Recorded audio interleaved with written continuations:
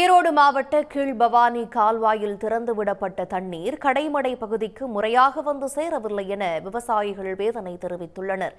ஈரோடு, திருப்பூர், கரூர் மாவட்டங்களில் உள்ள 1,03,500 ஏக்கரின் முதல் போக பாசனத்திற்காக கடந்த ஆகஸ்ட் 15ஆம் தேதி பவானிசாகர் அணையிலிருந்து தண்ணீர் திறக்கப்பட்டது.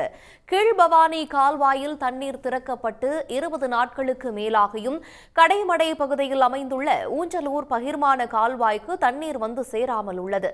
வேலப்பம்பாளையம், வடுகனூர், நடுப்பாளையம் உள்ளிட்ட ஊர்களில் சுமார் 1,200 ஏக்கர் பாசனம் தடைபட்டுள்ளதாகவும் இதனால் நாற்றங்கால்களில் நெல் விதைப்பை மேற்கொள்ள முடியவில்லை என்றும் விவசாயிகள் வேதனை தெரிவித்துள்ளனர். இன்னும் ஒரு 1,200 ஏக்கர் கீழே எங்களுக்கு பாசனமே இல்லாமல் மதகவே பூரா கிளைக்கால்வாய் பூரா அடைச்சி வச்சுமே நம்ம வாய்க்காலில் தண்ணி வராமல் இருந்துகிட்டு இருக்குது.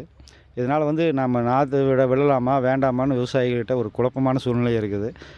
நீர்வளத்துறை அதிகாரிகள்கிட்ட நம்ம தொடர்பு கொண்டு பேசுகிற போது அவங்க உங்களுக்கு தண்ணி கொடுத்துட்றா, ஒரு நாளைக்கு வந்துடும் சொல்லிகிட்டே இருந்துகிட்டு இருக்கிறாங்க.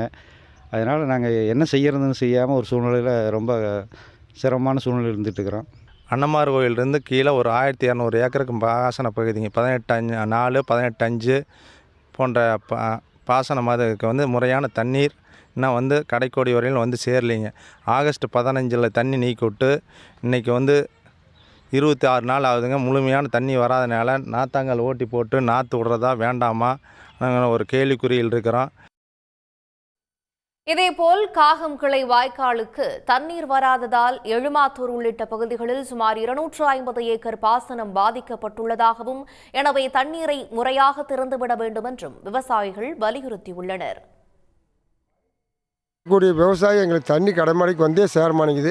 இதுக்கு மறுசீரமைப்பதால் இந்த வாய்க்காலுக்கு எங்களுக்கு உடனடியாக நல்ல ஒரு தீர்ப்பை வழங்கி நல்ல ஒரு வாய்க்கால் சீரமைச்சு கொடுத்து நல்ல முறையை கொடுத்தா தான் நான் கடைக்கோடி விவசாயிகள் நெல் நட்டு அதனுடைய பயனடைய முடியும் என்பதை மிக தாழ்மையுடன் இந்த வாய்க்காலினுடைய பாசன சபையும் கேட்டுக்கிறேங்க, அதிகாரிகளையும் கேட்டுக்கிறேங்க.